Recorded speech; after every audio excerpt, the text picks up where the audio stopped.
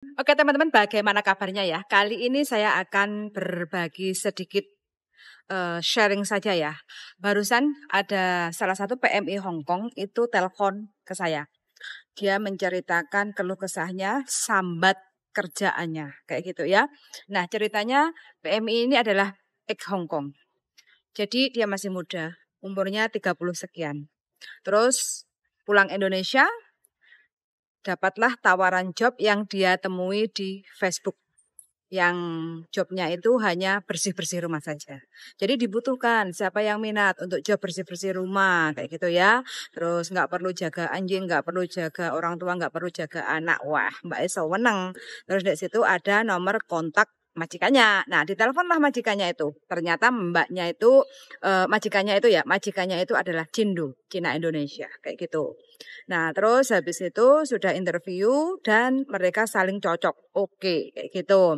Dijelaskan juga kalau hanya bersih-bersih rumah, nggak perlu masak, nggak perlu segala macam kayak gitu. Cuma fokusnya itu hanya bersih-bersih rumah saja. Semua yang di rumah itu masih sehat semuanya kayak gitu. Oke, proseslah dia dari Indonesia ke Hong Kong, numpang proses lewat salah satu PT kayak gitu.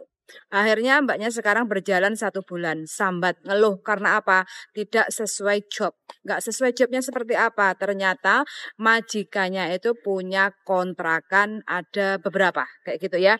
Jadi hari ke harinya itu uripin endalan. Jadi di mungkin hari Senin dia harus membersihkan rumah yang mungkin ada di Chung Kwan O. Keesokan harinya Selasa mungkin membersihkan rumah yang di Hong Ham. Terus nanti hari Rabu mungkin membersihkan rumah yang di Dun Mun kayak gitu. Dan dia stay out kayak gitu.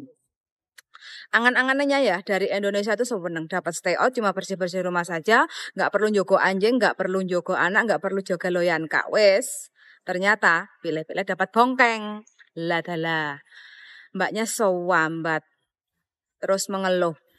Terus aku bilang, ya sampean cerita dulu sama agent mbak. Otomatis sampean dapat job itu kan juga perantara melewati agent kayak gitu. Dan ternyata agentnya itu adalah yang menandatangani dia kayak gitu lah. Mbaknya kan agak kebingungan. Terus sudah cerita ke PT belum mbak? Sudah, katanya suruh bertahan. Kalau emang nggak kuat silahkan break atau notice kayak gitu kan.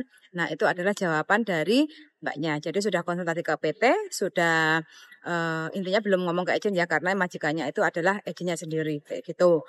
Terus saya bilang ke mbaknya, Mbak, jalan satu-satunya yang bisa menyelesaikan masalah sampean itu adalah labor. Karena apa? Karena sampean di sini ada labor, sampean bisa ke labor untuk menceritakan kronologi kerjaan sampean kayak gitu ya. Mulai yang dibilang tidak sesuai job, alamatnya beda-beda kayak gitu. Terus mbaknya bilang aku takut, aku nggak berani kalau harus ke labor sendiri. Loh, Mbak, yang nerima gaji sampean, yang milih job ini adalah sampean. Jadi konsekuensinya sampean harus bisa berani. Kalau nggak berani ya sampean moyong no. Percuma hanya mengeluh saja tanpa menemukan solusi. Solusinya sampean kan keluar dari situ tapi masih bisa untuk kerja lagi di Hong Kong toh kayak gitu. Jadi kalau sampean walaupun masih dalam waktu 1 bulan kerja di rumah majikan, tapi kalau sampean memang keluarnya bukan salahnya sampean, mumpung masih 1 bulan, ya segera aja untuk lapor ke labor. Untuk teman-teman semuanya ya yang memiliki keluh kesah yang sekiranya fatalnya itu apa kayak seperti ini, mbaknya dipekerjakan kerja untuk membersihkan kontrakan yang tidak sesuai alamat di kontrak kerja itu benar-benar melanggar aturan. Karena tidak ada kesepakatan, terkecuali lek sampean-sampean sepakat, oke lah, kowe ngresiki omah yang baik, oke lah kamu ngresiki kontrakan A, tapi tak tambah duit 1.000 2.000 kayak gitu. Lah kalau sampeane sepakat ya wis nggak usah ngeremeng kayak gitu lah. Mungkin mbaknya ini nggak sesuai, semuanya itu nggak sesuai kayak gitu. Jadi mbaknya itu cuma gremeng doang kayak gitu. Jadi intinya bagi teman-teman yang memiliki keluh dan kesah, bagi teman-teman yang mungkin nggak sesuai job atau nggak cocok. Nggak cocoknya itu pasti ada alasan dasar lah kayak gitu. Yang menyalahi aturan, silahkan aja untuk datang ke labor. Nggak usah takut kong kayak gitu ya. Karena di sini tuh nggak ada yang perlu ditakuti karena kita bekerja sesuai ada undang-undangnya ya. Kita bekerja ada undang-undangnya. Begitu juga ya, kita itu libur itu wajib. 6 hari kerja, satu hari libur. Jadi 1 minggu itu ada 7 hari. 6 hari kerja, 1 hari untuk libur. Bagi teman-teman yang biasanya lembur itu sebenarnya juga melanggar. Tapi kalau sama-sama oke, ya wes gak apa-apa. Tapi kalau dipaksa dan sampean nggak mau kayak gitu, ya boleh melapor kayak gitu loh ya.